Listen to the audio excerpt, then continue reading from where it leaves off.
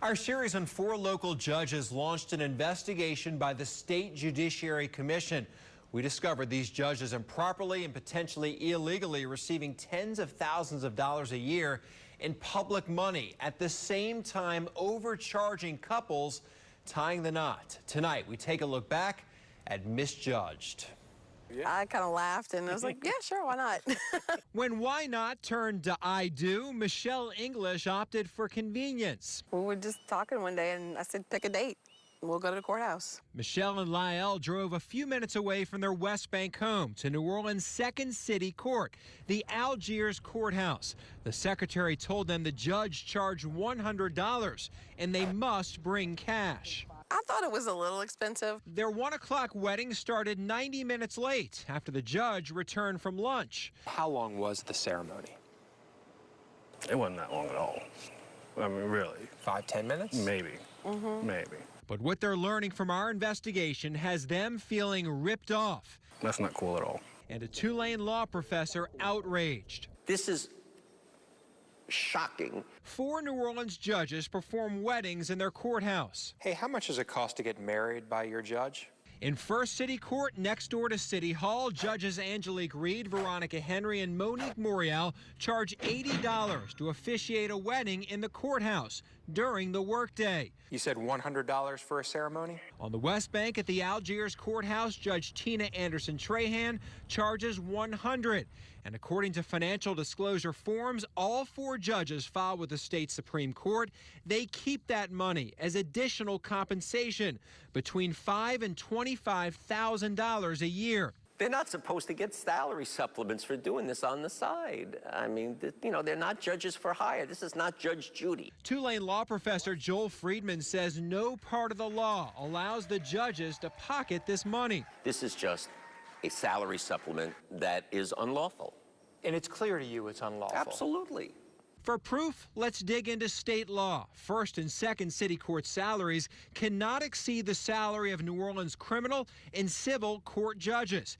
It's important to note the law specifically defines salary as the total annual compensation paid directly or indirectly from all sources for services as judge. According to those financial disclosure forms, each criminal or civil district court judge makes $149,000 a year. But look now at the form for all 4 city court judges.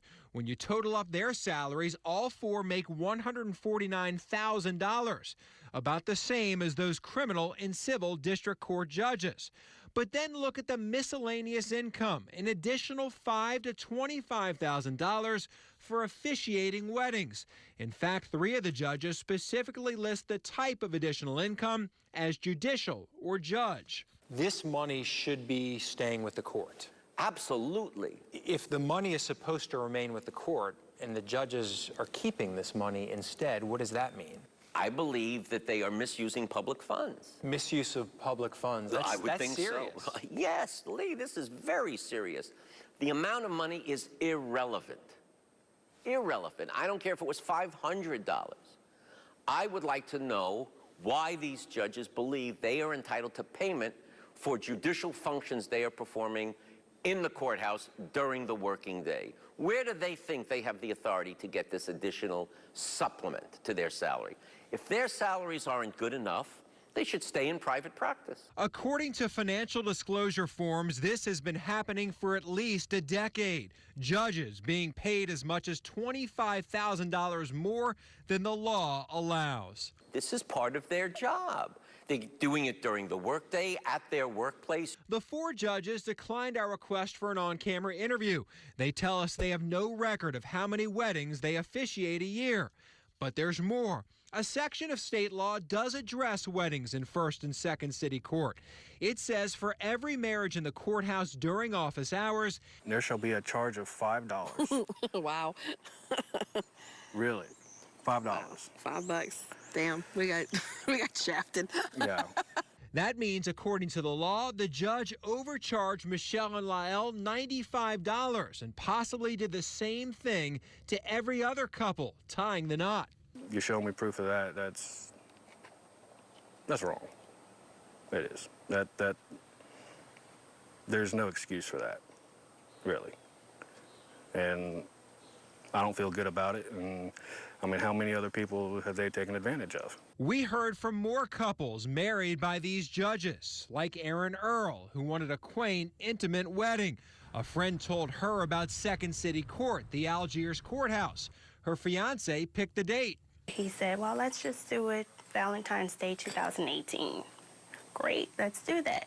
So she called the office of Judge Tina Anderson Trahan, and her unfortunate experience began. The clerk was very rude. Days before the wedding, the judge's staff mistakenly sent her to the East Bank to get additional paperwork. Then on the wedding day, the judge was late. There were other families showing up. Well, we all had a 1 o'clock appointment. We knocked on the door because the judge's door was closed. No one came out or said anything, just said, you know, they would return at 1:30. The line of Valentine's brides became impatient.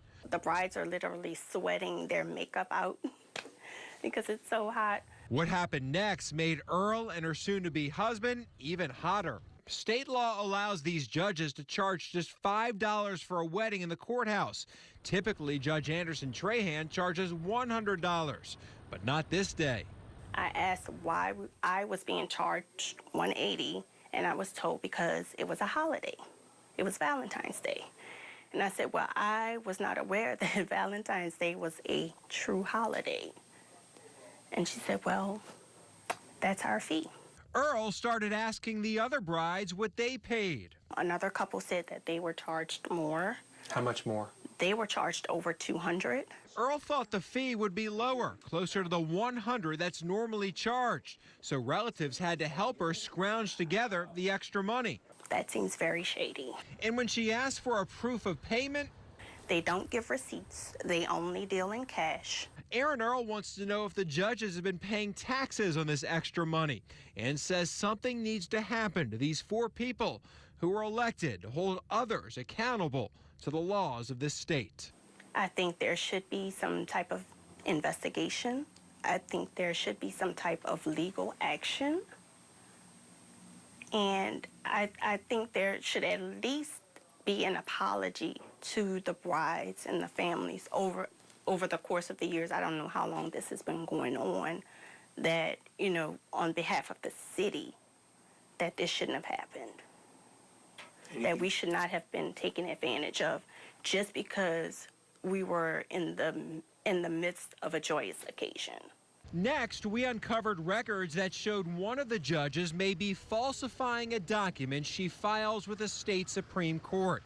The state keeps a copy of every marriage license. On it, the officiant and the location and time of the wedding. The state's Vital Records Office sent us this spreadsheet with the information. It shows in 2015, Judge Anderson Trahan officiated 415 weddings. In 2016, 463. And last year, 473 weddings. Now we have a real problem. A problem for 2 reasons. Every year, Judge Anderson Trahan files a financial disclosure statement with the state Supreme Court.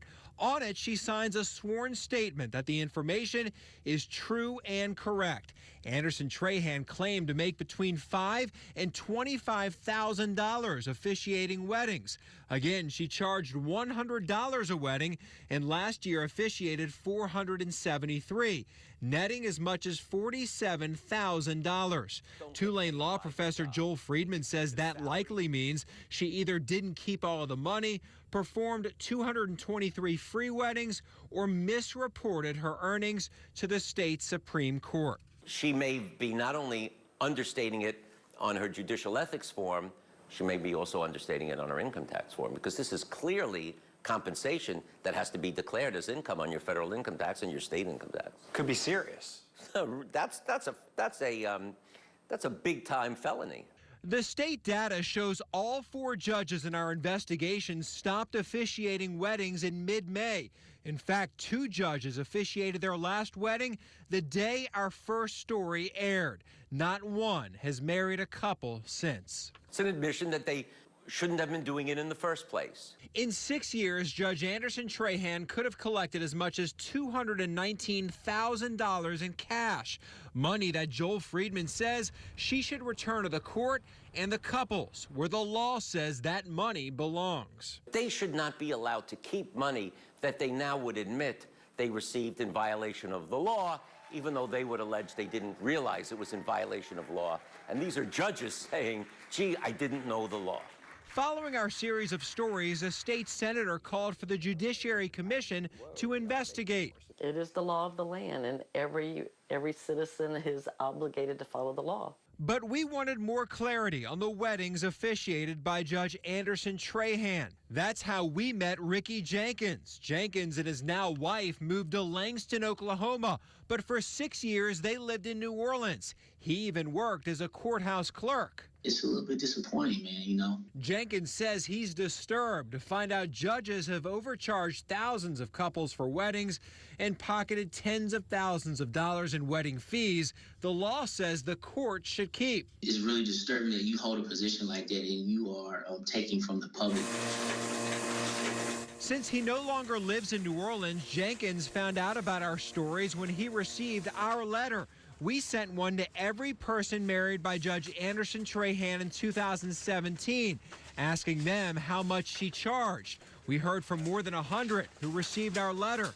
Then for 2 months called even more newlyweds, trying to determine how much they all paid. Lee, this is very serious. From the letters and the phone calls, we worked to determine if Judge Anderson Trahan did in fact misreport her income to the state Supreme Court. These are very serious forms. I mean, this is one of the ways we monitor what judges do. It's no different than filing an income tax return. This is a very serious breach of judicial ethics. Respondent after respondent told us the judge charged them $100, sometimes even higher. One postcard noted it was a really lovely ceremony, but she was an hour late. Another, she made our wedding special and was very kind. We are truly hurt and disappointed by her behavior. All totaled, we reached 280 people married in 2017, and all told us Judge Anderson Trahan charged them $100 or more. When you get 200 responses and every single one of them tells you the same story, they didn't all get together at a party somewhere and say, let's tell Lee Zirk a lie, right? So this is, I'm sure, quite accurate. To Tulane law professor Joel Friedman, it's strong evidence Anderson Trahan misreported her income. Since we've talked about it publicly, I've talked about it privately with judges who are friends of mine, state court judges or former state court judges who know the system very well.